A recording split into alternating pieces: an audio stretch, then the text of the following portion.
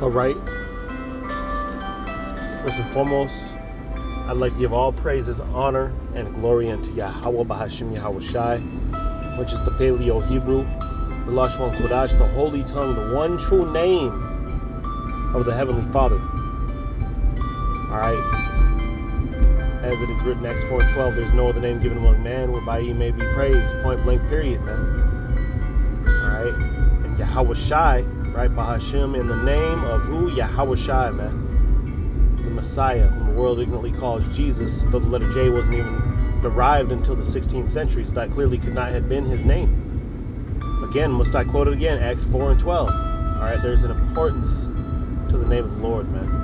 In fact, without it, there is no salvation.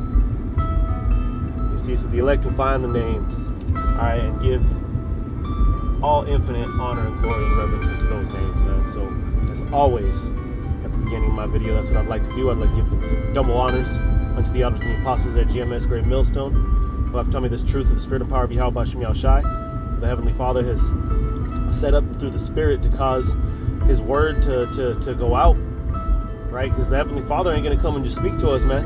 What does he do? He raises up prophets, right? As it is written, He'll raise up teachers in these last days to cause the word to be brought out, man. And that's exactly what's taking place on this earth.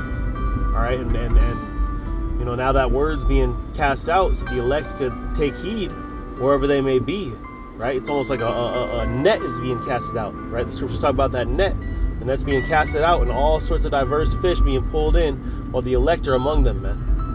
And the elect are going to receive this calling. So, you know, with that said, I'd like to give heavy salutations unto all those of you hopeful members of the elect, Lord willing you endure, that you may be solidified as the elect, man. Because that's why we're doing this, right? That's why we're grinding. That's why we're striving to be chosen, man. To be one of those vessels of mercy, one of those fish that's caught in that net, you know, and kept and not casted back out, man. With that said, I would like to grab, you know, let me grab that precept, in fact.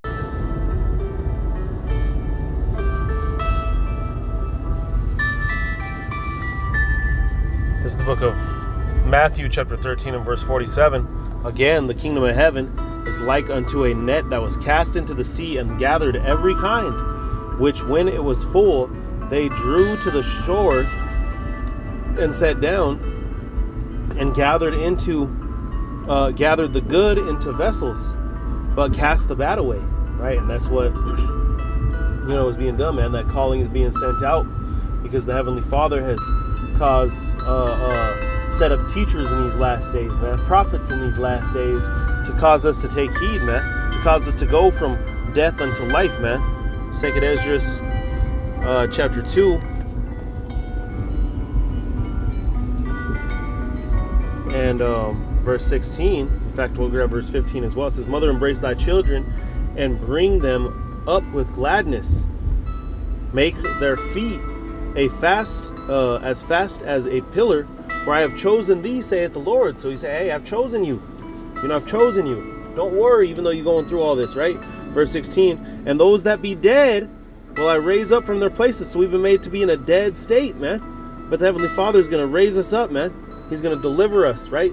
Just like Ezekiel, the 37th chapter, the valley of dry bones, right? Hey, what were we? We went from a dead skeleton bone state, bone dead, dry, to what? To prophesying, man.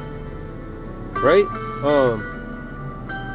And the key point to this, as we go on, "For I have known my name in Israel," it says, fear not, thou mother of the children, for I have chosen thee, saith the Lord. For thy help I will send. So, hey, he's trying to give comfort, right? Comfort to us. Don't fear, I chose you, man. I chose you. I chose you.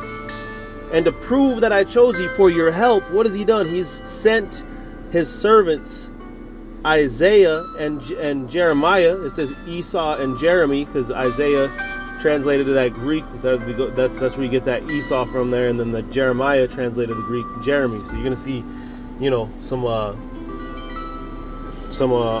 you know, different names in here, just like you would in the New and the Old Testament, right?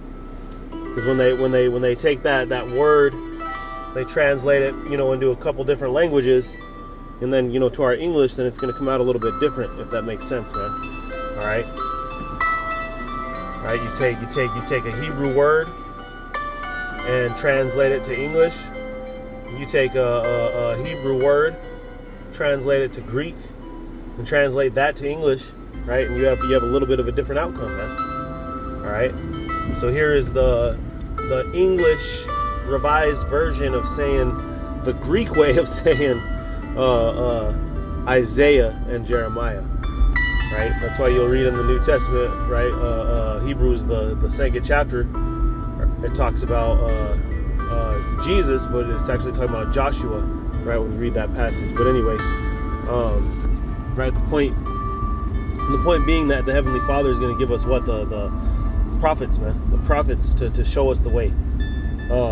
It says, after whose counsel I have sanctified and prepared for thee 12 trees laden with diverse fruit. So the 12 trees representing who? The 12 tribes of Israel, man. So we're going back from that dead state to that living state, you see, because the Heavenly Father has caused His word to go out on this earth, man, and to cause, there to be and